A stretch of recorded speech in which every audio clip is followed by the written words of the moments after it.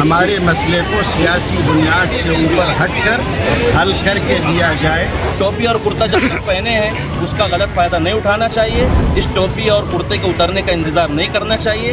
ہم اپنے بچوں اور بچیوں کے اسلام کی شہزادیاں اور اسلام کے شہزادے کہتے ہیں، تو ہم لوگ چندہ کر کے روڈ بنا لیں۔ گندگی کے اندر یہ لوگ مدرسہ پڑھ رہے ہیں اور اپنی آرائش اور آسائش کے سامان مہیا کرنا وہ جانتے ہیں، بلکہ درخواست تو دھمکی کے انداز میں ہم کہنا چاہتے ہیں۔ مرحبا kids mall and ladies where, بچوں اور بچیوں کے لیے کپڑوں کا خزانہ، اسلام پورہ گلی نمبر 6، فردوس ٹاور، محمد علی روڈ، مالیگاؤں۔ مانو سماچار، مانوتا کے حق میں۔ بسم اللہ الرحمن الرحیم۔ ہم لوگ یہاں پر انتہائی مجبوری کے عالم میں اپنی تعلیم چھوڑ کر جمع ہوئے۔ افسوس کی بات یہ ہے کہ دینی مدارس یا اسکول کے طلباء اور طالبات اس طرح سے اگر مجبور ہوں کہ وہ اپنی ضرورت کے لیے سڑک پر آئے تو وہ پڑھائی کب کریں گے اور دین کا کام کب کریں گے؟ ہمارے لیے مشکل یہ ہے کہ کیا مسجد، کیا مدرسہ، کیا اسکول، کیا کالج اور کیا ہاسپٹل، اس سڑک پر کتنے ہی ادارے یہاں موجود ہیں اور عالمی سطح پر مشہور ہیں۔ اگر کوئی آنا چاہتا ہے تو اس کے لیے یہ صورتحال ہے کہ وہ گھٹنوں گھٹنوں پانی میں ڈوب کے اور ناپاک ہو کر آتا ہے۔ مسجد جانے والے اپنی عبادتوں کے سلسلے میں پریشان ہیں۔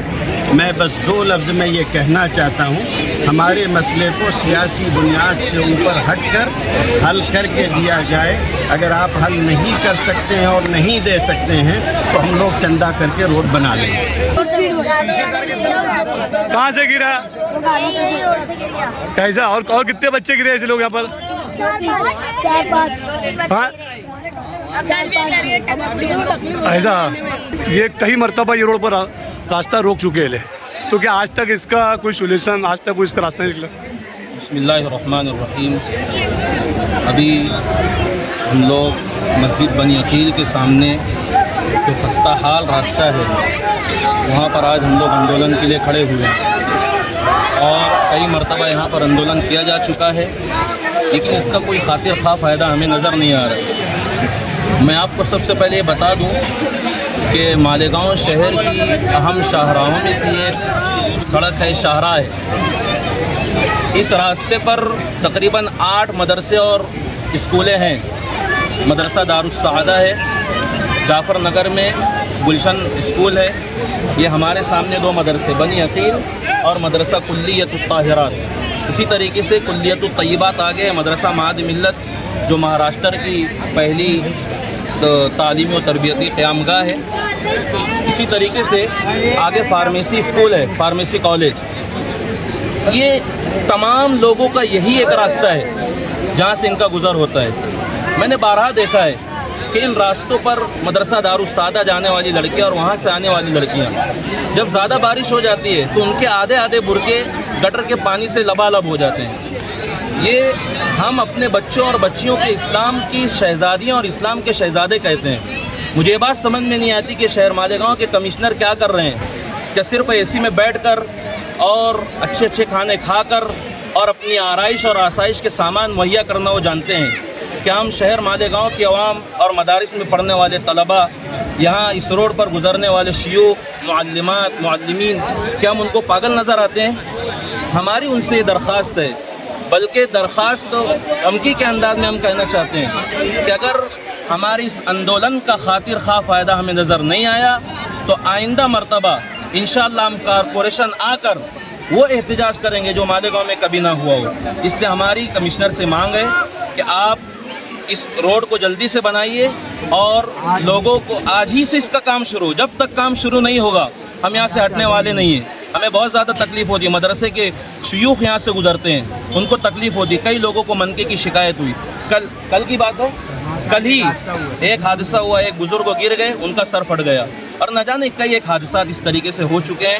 ہم پھر سے ان سے مانگ کرتے ہیں کہ ہماری سڑکوں کو بنائیں، ورنہ پھر ہمیں بھی سمجھ میں آتا ہے اور ہمیں بھی سمجھتا ہے کہ شہر مالیگاؤں کے لیے کیا کرنا چاہیے اور کیا نہیں کرنا چاہیے۔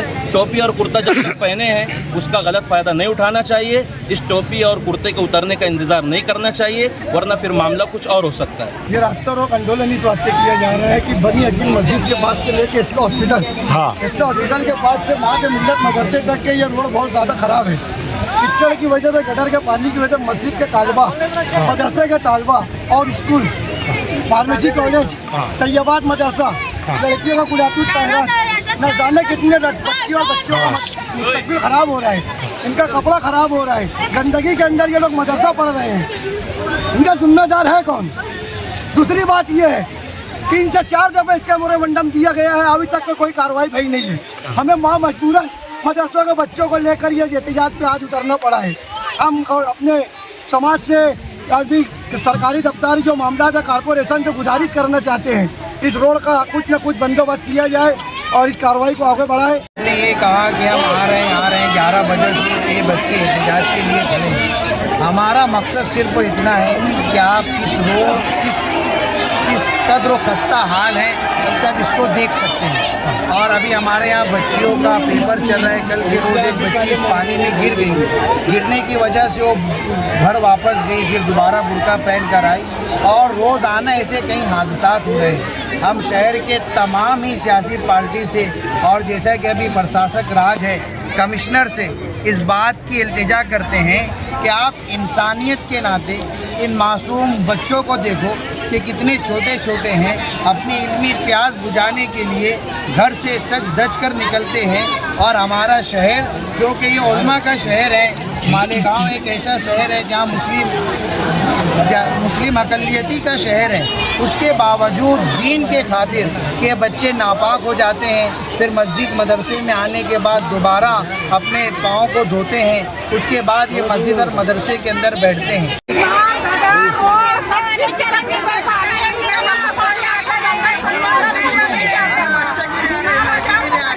बच्चे गिर जा रहे हैं,